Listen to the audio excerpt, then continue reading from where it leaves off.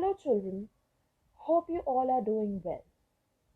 My name is Pooja Singh, and I would be teaching History Chapter 4 Tribals, Dikus, and the Vision of a Golden Age through audio lessons, also known as podcasts. I hope this endeavor would reduce your screen time and would help you to understand the topic in a convenient way. So, let's begin. Children, in the previous history chapters, we have already analyzed how the British were exploiting the various sections of the Indian society, be it rulers, artisans, or peasants. In this chapter, we would learn about the tribal way of life and the impact of British rule upon it. To begin with, I would first like to highlight the differences between tribal societies and the caste based societies. The first difference is of rituals and customs. The rituals and the customs practiced by the tribal people were very different from the ones practiced by the caste societies. The second difference is that tribal societies did not have the sharp social divisions that were characteristic of caste societies. It means that there was more equality among the tribal people. I now move on to the next topic, which is how did tribal groups live? In this topic, we would learn about the various occupations and activities practiced by the tribal people in different parts of India. The first activity practiced by the tribal people was jhum cultivation, also known as shifting cultivation.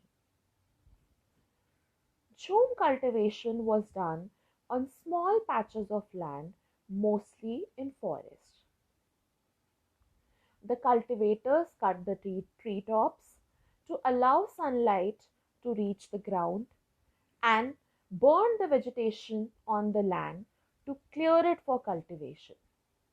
They spread the ash from the firing, which contained potash, to fertilize the soil. They used the axe to cut trees and the hoe to scratch the soil in order to prepare it for cultivation. They broadcast the seeds, that is, scattered the seeds on the field instead of plowing the land and sowing the seeds. Once the crop was ready and harvested, they moved to another field.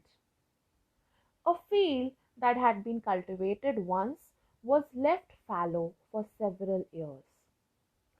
Shifting cultivators were found in the hilly and forested tracts of northeast and central India. The second activity practiced by the tribal people was hunting and gathering. In many regions, tribal groups lived by hunting animals and gathering forest produce.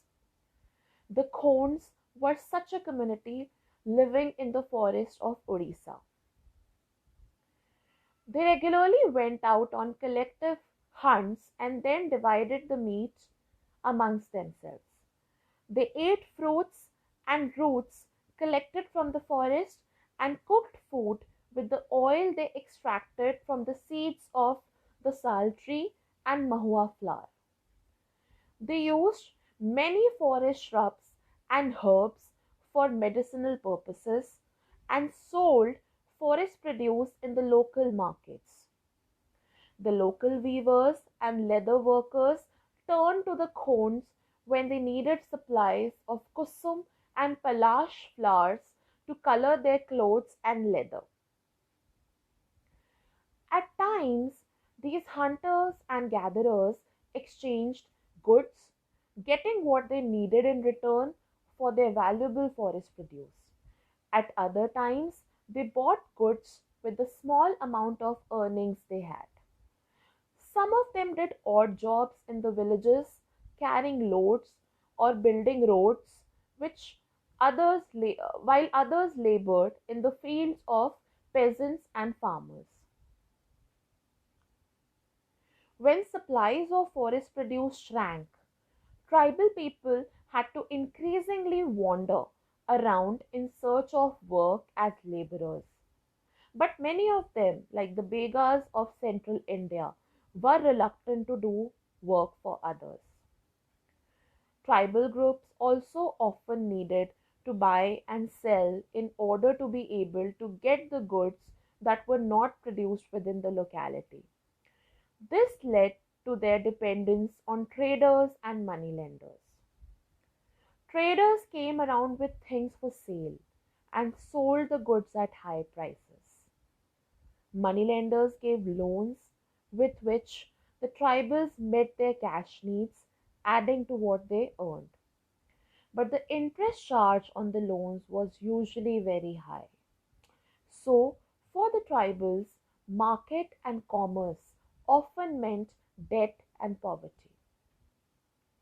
They therefore came to see the moneylender and trader as evil outsiders and the cause of their misery.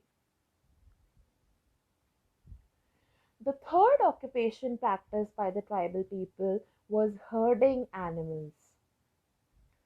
Many tribal groups lived by herding and rearing animals. They were pastoralists who moved with their herds of cattle or sheep according to the seasons. When the grass in one place was exhausted, they moved to another area. The fourth activity practiced by the tribal people was settled cultivation. Even before the 19th century, many from within the tribal groups had begun settling down and cultivating their fields in one place year after year instead of moving from place to place. They began to use the plow and gradually got rights over the land they lived on. Powerful men often rented out their land instead of cultivating it themselves. Children, that is all.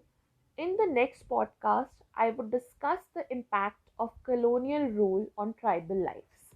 Thank you.